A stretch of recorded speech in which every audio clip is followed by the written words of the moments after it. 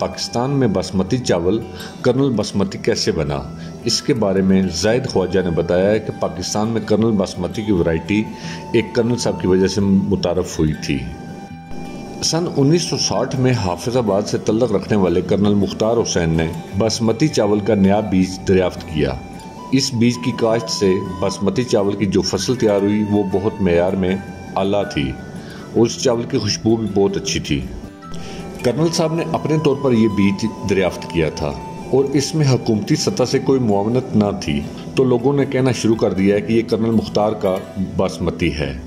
کچھ عرصہ بعد یہ کرنل دا باسمتی بن گیا اور پھر صرف کرنل باسمتی رہ گیا۔ اپنے معیار اور خوشبو کی وجہ سے یہ بہت مقبول ہو گیا اور پاکستان میں اس کی پیداوار بھی بہت بڑھی۔ پاکستان اور انڈیا کے درمیان 65 کی جنگ کے دوران جب شکر گڑھ کے کچھ علاقے انڈیا کے قبضے میں گئے تو کرنل باسمتی چاول کی کھڑی فصل سے بیج لے گئے اور ہندوستان نے گوردسپور اور اس کے گردنواہ کے علاقے میں اس کی کاشت شروع کر دی اور اس کی برآمد شروع کر دی۔ فیصل حسین جو کرنل مختار حسین کے بیٹے اور زراعت کی شعبہ سے وابستہ ہیں، انہوں نے اس بات کی تصدیق کی ہے کہ ان کے والد کی متعارف کرائی گئی باسمتی چاول کی قسم کرنل باسمتی کے نام سے اندرون اور بیرون ملک میں بہت مشہور ہوئی ہے۔ انہوں نے بتایا کہ ان کا دانہ بڑا تھا اور یہ خوشبو کی وجہ سے زیادہ طلب میں آتا تھا۔ انہوں نے کہا کہ ان کے والد کو جب ورثے میں زمین ملی تو ان کی زمین کمزور اور کلراٹھی تھی، لیکن باسمتی کی کاشت کے لیے بہت آئیڈیل زمین واقع ہوئی۔ ان کے والد نے ورائٹی دریافت کی اور باسمتی کی سب سے پہلی موجود ورائٹی سے پیوند کاری کر کے اس ورائٹی کی کاشت کی، جو کرنل باسمتی کے نام سے مشہور ہوئی اور بعد میں کرنل باسمتی کے نام سے فروخت ہونے لگی۔ انہوں نے کہا کہ یہ ورائٹی پہلے کسان نے پسند کی کیونکہ وہ کمزور زمین پر بھی کاشت ہو جاتی تھی، بعد میں رائس ملز اور تاجروں نے بھی اسے قبول کر لیا۔ انہوں نے کہا کہ کرنل باسمتی کو حکومتی سرپرستی تو نہ ملی، لیکن نجی طور پر اس کی طلب اور اتنی زیادہ بڑھی کہ یہ کرنل باسمتی کے نام سے مشہور ہو گئی۔ انہوں نے بتایا کہ پاکستان اور انڈیا میں کرنل باسمتی سے پیوند کاری کر کے باسمتی کی دوسری اقسام بھی پیدا کی گئی۔ انہوں نے کہا کہ کرنل باسمتی کو کئی ناموں سے انڈیا میں پکارا جاتا ہے، جس میں پاکستان باسمتی، پنجاب باسمتی، امرتسری باسمتی وغیرہ شامل ہیں۔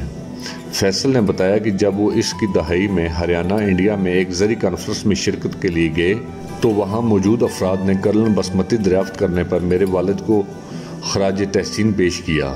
انہوں نے کہا کہ انہیں اس بات پر خوشی ہے کہ ان کے والد کی جانب سے متعارف کرائے جانے والے باسمتی بیج سے انڈیا اور پاکستان دونوں کے کسانوں نے فائدہ اٹھایا۔ پاکستان میں کرنل باسمتی کی پیداوار کو اس وقت دھچکا لگا جب وزیر اعظم ذوالفقار علی بھٹو کے دور میں سوشلزم پالیسیوں کا نفاذ کیا گیا۔ زاہد خواجہ نے کہا کہ سوشلسٹ حکومت میں معیار سے زیادہ مقدار کو دیکھا جاتا ہے۔ پاکستان میں بھی بھٹو صاحب کی سوشلسٹ حکومت نے یہی کیا۔ جب انہوں نے چاول کی پیداوار بڑھانے کی بات کی تو باسمتی کی ایک نئی قسم متعارف کرائی گئی جس کی پیداوار پہلے والی قسم سے دوگنی تھی۔ اس سے پیداوار تو بڑھ گئی لیکن معیار اچھا نہیں تھا اور حکومت کیونکہ خود سب سے بڑی خریدار تھی اس لیے کرپشن کا عنصر بھی اس میں شامل تھا۔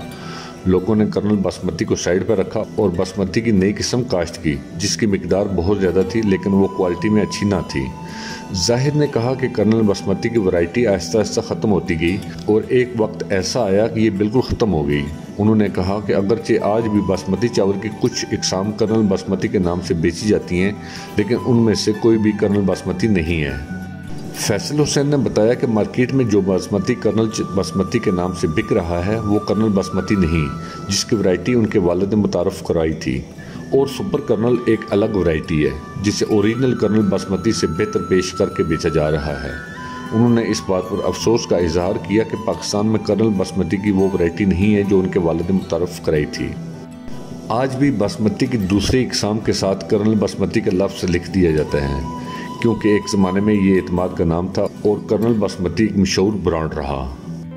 ہمارے اس چینل انفو رائڈر کو سبسکرائب کریں۔ ویڈیو اچھی لگی ہے تو لائک کر دیں، اگر سبسکرائب نہیں کیا تو سبسکرائب کر دیں۔ ملتے ہیں نیکسٹ ویڈیو میں۔